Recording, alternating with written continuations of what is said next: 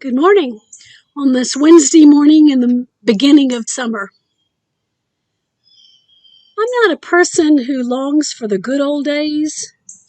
I tend to think they were not as good as we remember them, that we probably had rose-colored glasses on when we looked back at them, at things that happened some time ago.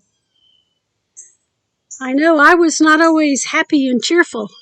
Sometimes I was grumpy and obnoxious to my family and my workmates.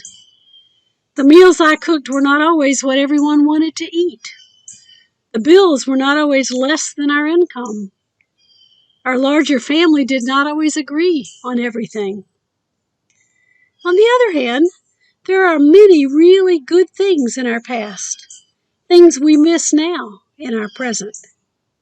I loved having my kids race in the door to give me a hug. I loved having friends that I had known since elementary school still keeping in touch. I loved having a sister nearby who shared lots of activities with me. I loved teaching Sunday school or being a parish worker in Florida. But now time has moved on. Things are different. Our families have grown up. Our callings are different. Our outlook on life is probably different too. Church is different, even from 6 months ago.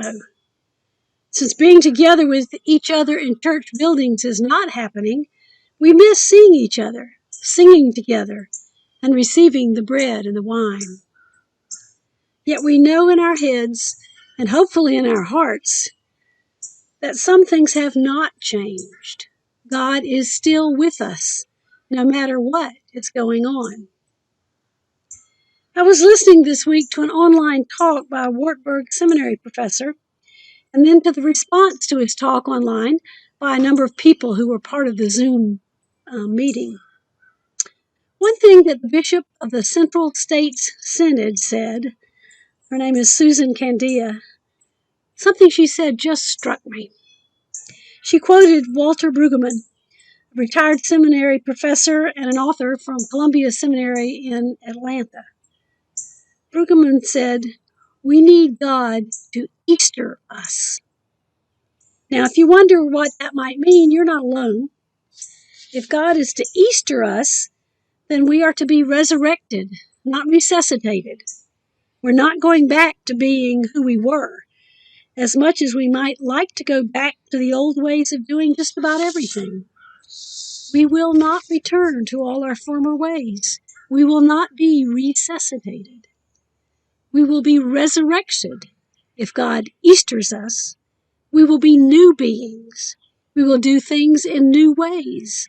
We will have new life, and it will not be exactly like the old one was. We don't know what it will look like. That's true. We don't know when it will happen either. But God raised Jesus from the dead, and if God could do that, surely God can raise us from a former way of living and being to a new way of living and being. This new way will take work on our part because we are stubborn and resistant to change. It will take openness to God's call for justice for all people. It will take obedience to the one who made us, the one who redeemed us, and the one who guides us as we follow the footsteps that go before us. Speaking of old things, I was thinking about a hymn that we have all loved for a long time. "O God, our help in ages past." Hear the first verse, and then you may want to go find your hymn book and sing all 6 verses in your home. O God, our help in ages past, our hope for years to come, our shelter from the stormy blast, and our eternal home. May you feel the presence and the peace of God filling your hearts this day. Amen.